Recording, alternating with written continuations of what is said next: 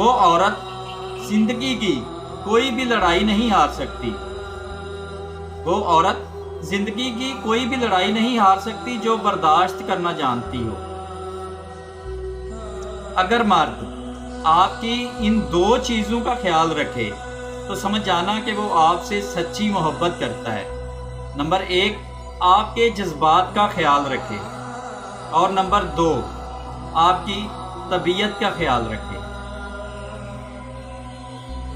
اللہ نے عورت کو مرد کی پیشانی سے نہیں بنایا کہ وہ مرد پر حکومت کرے، اور نہ ہی اس کو مرد کے پاؤں سے بنایا ہے کہ وہ اس کی غلامی کرے، بلکہ اللہ تعالیٰ نے عورت کو مرد کی پسلی سے بنایا ہے کہ وہ اس کے دل کے قریب رہے۔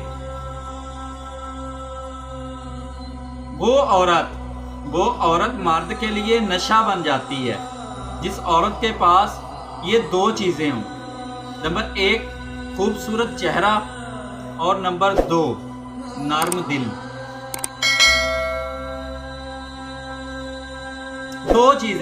یہ دو چیزیں اپنے اندر پیدا کر لو۔ نمبر 1، خاموش رہنا، اور نمبر 2، معاف کرنا، کیونکہ خاموش رہنے سے بڑا کوئی جواب نہیں ہوتا، اور نمبر 2، معاف کر دینے سے بڑا کوئی انتقام نہیں ہوتا۔ مرد کے کردار کی خوشبو پا کر ہی عورت مرد کی طرف مائل ہوتی ہے اور اس کی محبت میں مبتلا ہو جاتی ہے۔ عورت کی کوئی بھی محبت آخری محبت نہیں ہوتی، کیونکہ اسے جب کہیں بھی محبت کا سچا گمان ہوتا ہے تو وہ اپنی پچھلی ساری حماقتیں بھول کر زندگی کا نیا سفر شروع کر لیتی ہے۔ نفسیات کے مطابق جو مرد عورت کو عزت نہ دے تو سمجھ جانا وہ اس سے جھوٹی محبت کرتا ہے۔ جن سے محبت ہو ان کو کاٹا نہیں جاتا، بلکہ ان کے لیے راستے بنائے جاتے ہیں۔ بات ضرورت کی نہیں بلکہ خلوص محبت کی ہوتی ہے۔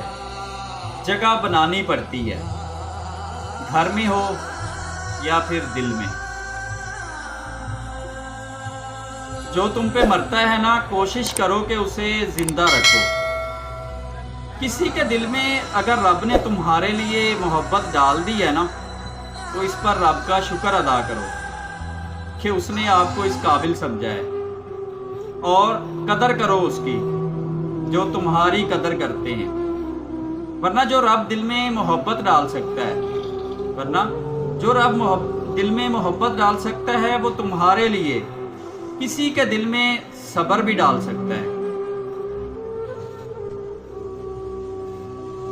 اگر مرد چاہتا ہے نا کہ وہ دنیا کی تمام عورتوں کو خوبصورت اور حسین نظر آئے اور عورتیں اسے پسند کرنے لگیں، تو اسے چاہیے کہ وہ اپنے کردار کو خوبصورت بنائے۔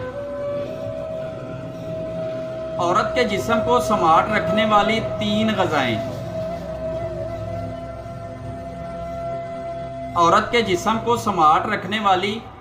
غذائیں، نمبر 1 گائے کا دودھ، نمبر 2 گنے کا جوس، اور نمبر 3 میتھی سبزی۔